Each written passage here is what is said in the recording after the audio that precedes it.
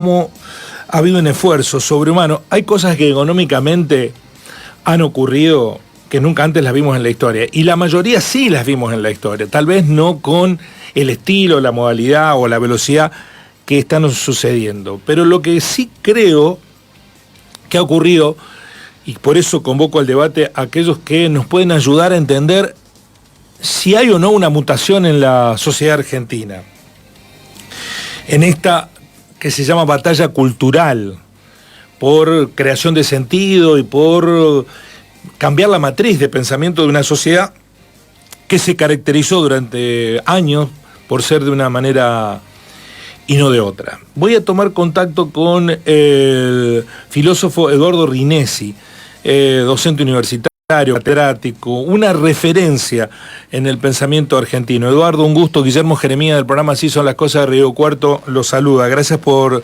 dedicarnos su valioso tiempo. ¿Cómo le va? ¿Qué tal, Guillermo? ¿Cómo está? Bien, muy bien. Bueno, interesado en escucharlo. Para usted, ¿qué ha significado este año? ¿Ve una mutación de la sociedad en su manera de ser y de comportarse? A ver, dos cosas quizás, porque me parece que hay dos asuntos. Por un lado, me parece que un balance de este primer año de la presidencia de Javier Milei debe ser necesariamente un balance muy crítico, muy severo. Creo que todos los resultados objetivos de este primer año de gobierno son más o menos catastróficos en términos de aumento de la pobreza, de aumento de la indigencia, de aumento de la polarización social, de desfinanciamiento de actividades fundamentales del Estado, de descuido de las tareas del sistema de salud, del sistema educativo. No creo que deba abundar. El gobierno de Milei tuvo una vocación muy explícita, por otro lado, muy declarada y muy sistemática, de destrucción de el aparato del Estado y de las tareas del Estado en una cantidad de campos, y la viene llevando adelante de una manera muy sistemática, muy brutal. Usted decía hace un momento, algunas de estas cosas las hemos visto, pero hay algo en el estilo que es novedoso, y en efecto yo creo que hay un estilo de gobierno de mucho desparpajo, de mucha despreocupación por la generación de los más elementales consensos democráticos para avanzar en la dirección muy brutal en la que el gobierno está avanzando. Creo que ahí tenemos una novedad, y que es una novedad que debe preocuparnos. El modo en que el gobierno está actuando con absoluta prescindencia de los representantes del pueblo en el poder legislativo, un modo de acción que anunció el día mismo de su asunción, hablándole no a los representantes del pueblo en el Parlamento, sino a un grupo reducido de personas en la Plaza de los Dos Congresos, de espaldas al Parlamento. Eso fue muy significativo. En su momento se hicieron muchos señalamientos de lo más interesante sobre la simbología de ese gesto, ¿no? Que anunciaba un gobierno que en efecto viene siendo un gobierno de espaldas a los mecanismos de la democracia representativa más convencionales, digamos, junto con un conjunto importante de decretos de necesidad y urgencia y una muy discutida en su momento ley ómnibus que le atribuye al Poder Ejecutivo Nacional una suma de poderes verdaderamente muy escandalosa, que le está permitiendo al gobierno avanzar muy rápidamente en dirección a la ejecución de este programa de destrucción, de desmantelamiento del Estado, en nombre del fetiche del déficit cero, del equilibrio fiscal, un fetiche más o menos disparatado, que no hay ninguno de los gobiernos de los países que este gobierno dice admirar que tenga en su agenda los gobiernos de los estados que tiene como modelo el actual gobierno argentino son todos extraordinariamente deficitarios. Entonces, allí me parece un asunto, que es qué balance podemos hacer de este primer año del gobierno de Milei. Yo creo que es un año de catástrofe, yo creo que es un año de empobrecimiento general de la población, es un año de aumento muy grande de los niveles de pobreza y de indigencia de vastísimos sectores sociales. Todo eso hecho en nombre de una palabra muletilla, que es la palabra libertad.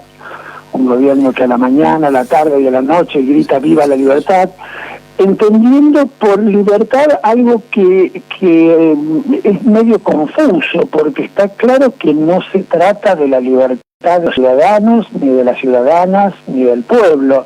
Quiero decir, no se trata de la libertad en los modos en que entendió ese precioso concepto ni la gran tradición liberal, ni la gran tradición democrática, ni la gran tradición republicana. Se trata de la idea de la libertad de los capitales para llevarse puestas todas las formas de regulación de la vida económica al servicio del puro incremento de las ganancias y de la acumulación loca de riqueza por los poderosos. Entonces, ahí me parece que hay una primera parte del asunto sobre la que yo sería sumamente crítico. Creo que este primer año del gobierno de Milei es un año catastrófico y que los resultados son horribles y que una profundización de este rumbo del gobierno sería un problema enorme para la perduración misma del propio tejido social de la Argentina, ¿no? Ahora, junto con ese... ¿Hola? Sí, lo escucho con atención, Eduardo, pero si me permite... no, perdón, de repente no escuché nada y pensé que se había cortado la comunicación. Iba a completar junto con... Hay un segundo asunto que tiene que ver con la otra pregunta de lo más interesante que hace usted, que es la pregunta acerca de si hay o no hay una mutación en la sociedad argentina. Eso me parece que es un asunto muy importante, en la medida en que este gobierno que está llevando adelante este programa fuertemente destructivo de la vida social argentina, fuertemente empobrecedor, un programa de gobierno que verdaderamente merecería todo tipo de críticas, no es un gobierno que haya llegado ni por la fuerza, ni que haya bajado de un plato volador, sino un gobierno que fue votado muy macizamente. Los números del balotaje en que se impone el actual presidente Milei son muy contundentes, por una sociedad a la que además hay que decirle que este gobierno no le escondió nada de lo que se proponía hacer, ¿no? No se trata del viejo chiste de Menem: si les decía lo que iba a hacer no me iban a votar, entonces les macaneé que iba a hacer otra cosa y después llevé adelante un programa neoliberal. No, este tipo dijo: voy a llevar adelante un programa neoliberal, los voy a hacer pelota a todos, las universidades son un gasto innecesario, la salud pública es una barbaridad, cada uno se las tendrá que rebuscar como quiera, y es exactamente ese programa que anunció el que está llevando adelante. Entonces, así hay una pregunta para hacernos, que es la pregunta por la sociedad que votó este programa, y que en un porcentaje que a mí me resulta difícil precisar, pregunta para investigadores, sociólogos empíricos y para encuestadores que sin duda están trabajando mucho y muy bien en este asunto, en un porcentaje importante la sociedad argentina sigue acompañando en la orientación del gobierno nacional. Y entonces eso nos obliga a preguntarnos, ¿qué pasó con esta sociedad? Que era una sociedad asociada a cosmovisiones, doctrinas, pensamientos asociados a formas más activas de intervención del Estado, al servicio del resguardo de un conjunto de posibilidades vitales de los ciudadanos, de las ciudadanas, de los grupos que nos habíamos acostumbrado a pensar como derechos, ¿no? La idea de derecho hoy está fuertemente cuestionada por la retórica oficial y da la impresión de un cierto, por lo menos, consentimiento de la sociedad respecto a algunos usos abusivos de la palabra derecho en el pasado, y uno se pregunta, ¿pero qué pasó? ¿Qué cambió en esta sociedad para que en efecto esta retórica y esta públicas pueda estar siendo acompañada? Yo creo que la respuesta a esa pregunta es una, sin duda, muy compleja, que tiene muchos planos, que tiene que ver con transformaciones de distinto tipo. Suele darse mucho las transformaciones más de la comunicación, tecnología, fuertemente individualizante, fuertemente segmentadoras. Yo diría que había más transformaciones en la estructura social y productiva, ¿no? Un país que era un país de características industriales, con una fuerte clase obrera, con unos sectores del trabajo homogéneos, unidos, hasta, digamos, mitad de los años 70, se fue convirtiendo desde hace 2 generaciones en un país mucho más fragmentado, mucho más atomizado, mucho más astillado, en que esos sectores populares no se pueden pensar ya de manera unitaria, ni mucho menos como una clase, ni mucho menos como un pueblo, o como una unidad de intereses, de valores y de representaciones, sino que se presenta hoy mucho más como un conjunto de átomos dispersos, posiblemente sensibles a una retórica, a un discurso que los interpela como tales átomos dispersos, que nos quiere hacer pensar que el otro es menos un prójimo o un compañero que un obstáculo o un impedimento, o en los casos un depósito circunstancial de órganos que el día de mañana podré comprar a un precio justo en el mercado, ¿no? Entonces, hay algo de un conjunto de transformaciones en las pautas de consumo, en las pautas de comunicación, en las pautas de organización de la vida económica y productiva, que sin duda han producido una sociedad diferente, posiblemente más sensible a este tipo de interpelaciones que lo que fue en otro tiempo. Eduardo, ahora, dicho eso, sí. Permítame no sacarlo de la línea, pero quiero no olvidar la repregunta. ¿Usted cree que opera algo en la sociedad que hace que las prácticas que ayer se cuestionaban a Milei se las acepte? Esto de ver la paja en el ojo ajeno y no la viga en el propio. Porque evidentemente Milei ha apelado a lo más tradicional y clásico de la casta, a la que él fustigó y con la que se montó y le obtuvo un rédito electoral que le permitió ser presidente. Pero hoy está aliado con esa casta. De hecho, se pasea, va y encuentra el beneplácito de los sectores más concentrados de la economía, y la tradición patricia argentina lo celebra. Eso ha sido históricamente casta, liberal o de derecha, como quieran llamarle. Pero sin embargo la sociedad lo ve como anticasta. ¿Qué opera ahí? ¿Un mecanismo de negacionismo?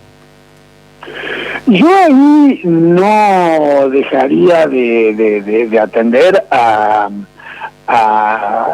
la cuestión de los medios masivos de comunicación, ¿no? Quiero decir, usted decía, lo que se le cuestionaba a otros grupos políticos que gobernaron este país en un pasado más o menos reciente, se le tolera a este personaje que en efecto llegó al poder diciendo que iba a luchar contra la casta y que no iba a formar parte de estas prácticas. Bueno, yo creo que ahí los que impugnaron a ciertos grupos políticos gobernantes hace unos años y los que le perdonan la vida a este gobierno actual, que reincide en las mismas prácticas y posiblemente incluso las refuerza, son en primer lugar los medios masivos de comunicación. Me refiero a los hegemónicos, a los dominantes, cuyo carácter cada vez más concentrado no deberíamos dejar de considerar como parte del problema, ¿no?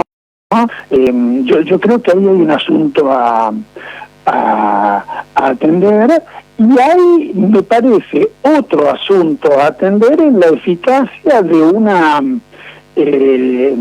discursividad que evidentemente resultó exitosa para interpelar a los sujetos en algunas de sus dimensiones posiblemente más odiosas, posiblemente menos democráticas, posiblemente más opinables.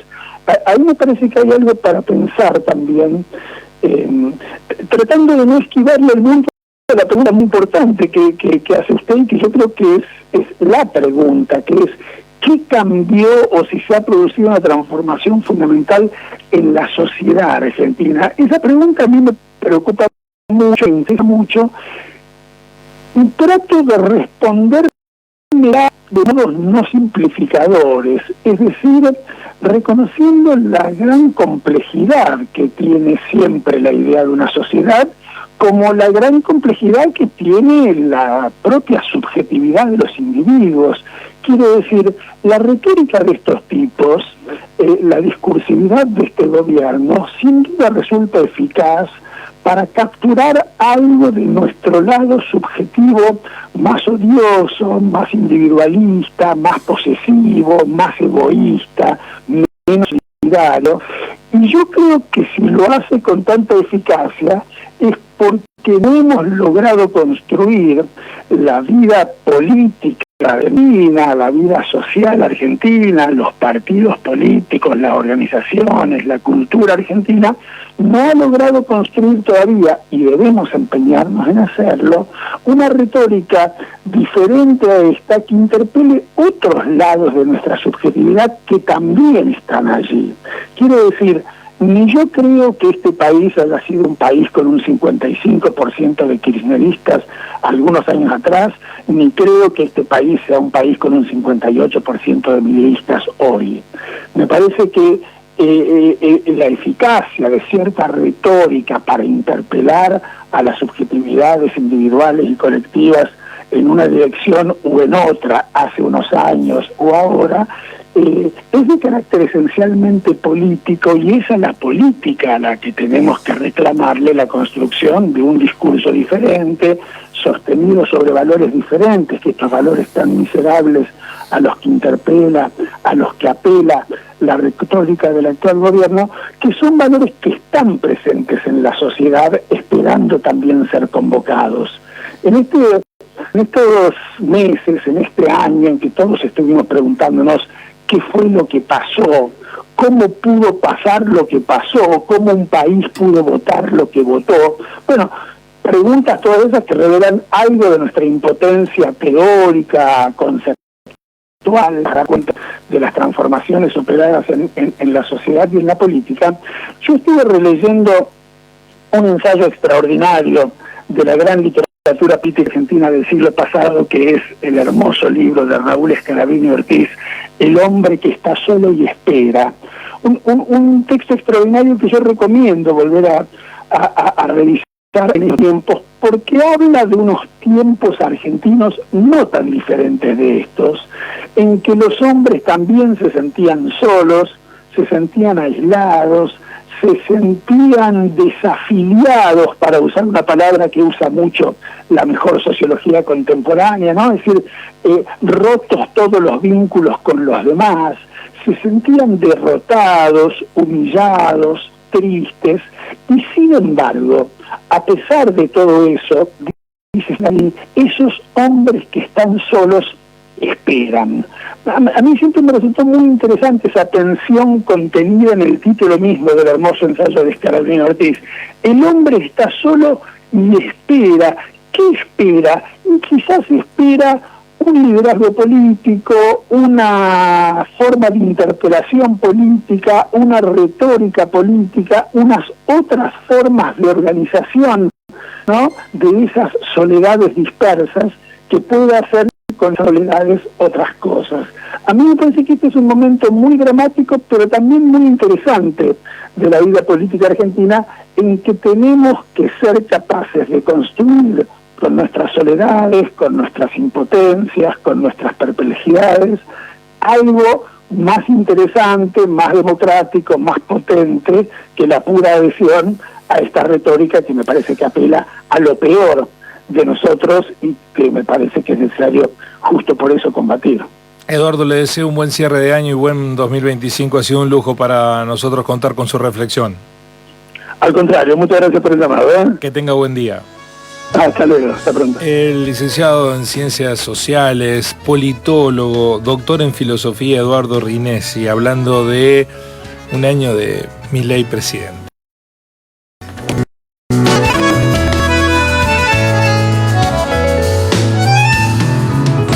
Así son las cosas, conciencia y verdad, desde el río